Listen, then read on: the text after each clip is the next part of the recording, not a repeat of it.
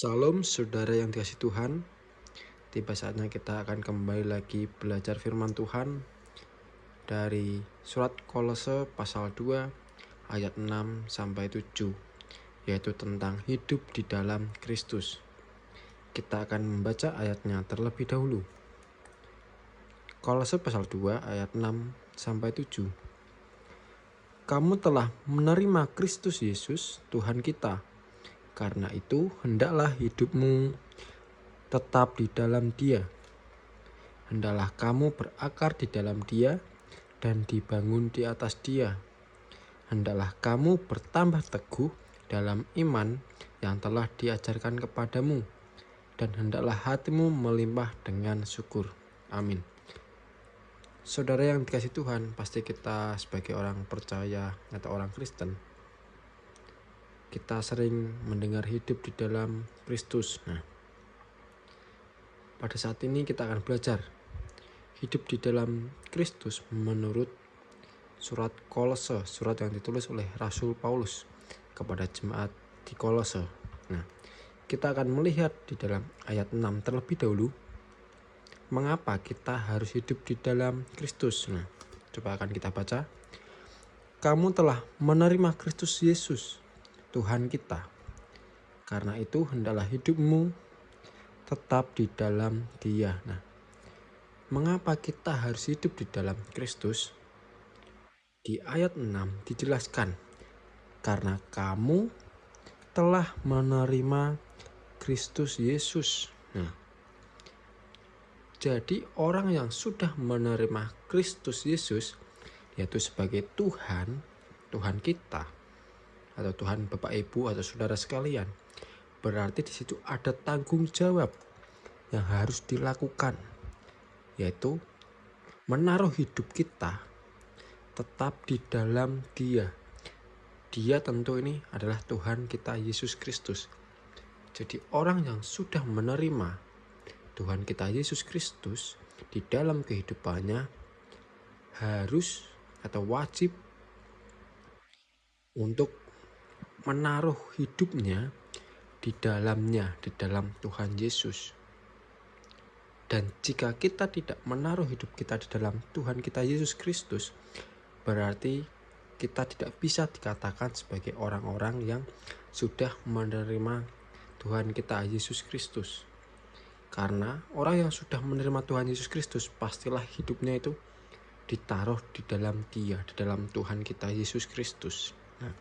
Jadi mengapa kita harus hidup di dalam Tuhan kita Yesus Kristus? Karena kita sudah menerima Dia, Tuhan Yesus, di dalam hidup kita. Kita lanjutkan di ayat 7. Hendaklah kamu berakar di dalam Dia dan dibangun di atas Dia. Bagaimana supaya kita memiliki hidup tetap berada di dalam Tuhan, berada di dalam Kristus, yaitu kita harus berakar di dalam Dia. Pertama kita harus berakar. Berakar tentu ini merujuk pada pohon ya Bapak Ibu. Pohon yang berada tentunya di daerah Israel dan sekitarnya. Karena pepohonan di dalam negara kita atau bangsa kita Indonesia tentu berbeda dengan pepohonan yang ada di Israel, dengan kondisi alam, iklim yang berbeda.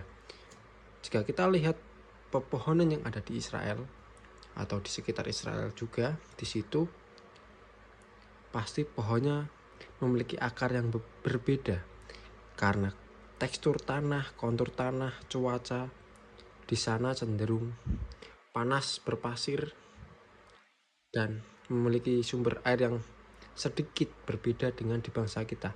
Tentu akarnya harus benar-benar ke dalam, harus masuk ke dalam tanah yang sangat dalam untuk mendapatkan sumber air atau sumber makanan. Jadi kita sebagai orang yang percaya harus berakar di dalam Tuhan. Berarti menaruh hidup kita benar-benar ada di dalam Kristus, sampai masuk ke dalam, mengerti segala firman-Nya, mengerti segala maksud Tuhan di dalam kehidupan kita, agar kita bisa menerima apa yang Tuhan maksudkan dalam kehidupan kita. Kita bisa menerima berkat yang sudah Tuhan berikan buat kehidupan kita. Dan di situ juga akan ada yang namanya kekokohan dalam hidup kita, karena akar selain dia mencari makanan, sumber-sumber makanan, akar juga berfungsi untuk membuat tumbuhan tetap kokoh. Semakin akar tertancap ke dalam tanah, maka semakin kuat juga tumbuhan itu, tidak mudah diterjang badai, angin, kemudian roboh, tetapi akan tetap terus berdiri karena memiliki akar yang kuat. Nah, demikian juga dengan kita. Kalau kita berakar kuat di dalam Dia, di dalam Tuhan, maka kita tidak akan mudah terombang-ambingkan oleh badai. Bahkan kita tidak akan runtuh jika ada badai pencobaan yang melanda hidup kita. Kita akan tetap kokoh di dalam Dia. Kemudian juga kita harus dibangun di atas Dia. Nah, dibangun ini merujuk pada bidang arsitektur atau bangunan. Kalau kita bisa melihat bangunan yang kuat tentu memiliki fondasi yang kuat. Kalau fondasinya itu dari pasir seperti perumpamaan yang disampaikan dalam Alkitab, pasti mudah roboh, mudah hanyut diterjang banjir. Tetapi kalau fondasinya itu ditaruh di atas batu, justru itu membuat bangunan itu menjadi kokoh, tahan terhadap banjir, gempa, dan lain sebagainya. Demikian juga dengan iman kita.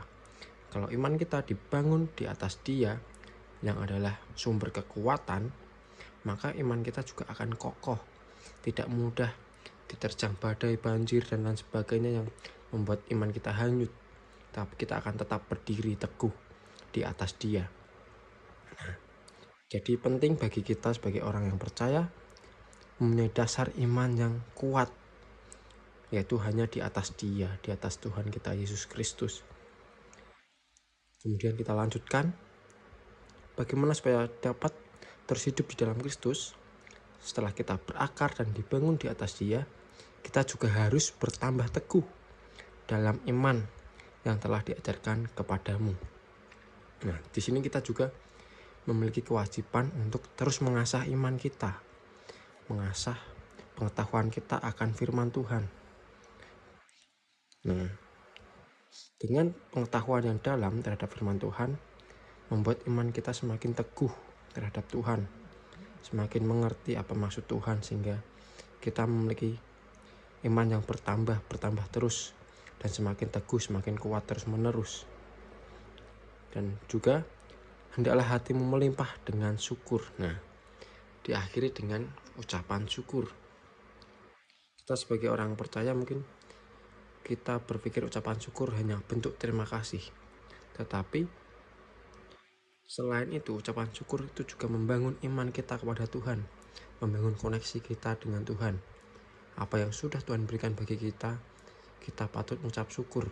Karena dengan kita mengucap syukur pada Tuhan, ada hubungan yang terus terjalin antara kita dengan Tuhan. Jadi penting sekali bagi kita untuk terus mengucap syukur pada Tuhan, supaya kita juga hidup di dalam Tuhan terus menerus. Nah, dari ayat yang kita baca ini Bapak Ibu, kita belajar bahwa sebagai orang Kristen, kita harus hidup di dalam Kristus. Atau sebagai orang yang percaya kepada Tuhan Yesus Kristus, menerima Tuhan kita Yesus Kristus, kita harus tetap hidup di dalam Kristus. Dengan cara yaitu kita harus berakar di dalam Dia dengan kuat sampai dalam sedalamnya, dan dibangun di atas Dia sebagai pondasi yang kokoh. Dan juga kita harus membuat hidup kita itu tetap teguh di dalam iman dan yang diajarkan Tuhan kita Yesus Kristus melalui kitab suci. Dan hendaklah kita selalu bersyukur kepada Tuhan. Nah, dengan ucapan syukur kita membangun koneksi, komunikasi dengan Tuhan terus menerus. Kiranya melalui renungan ini kita semakin dikuatkan dan dapat hidup terus di dalam Tuhan. Amin.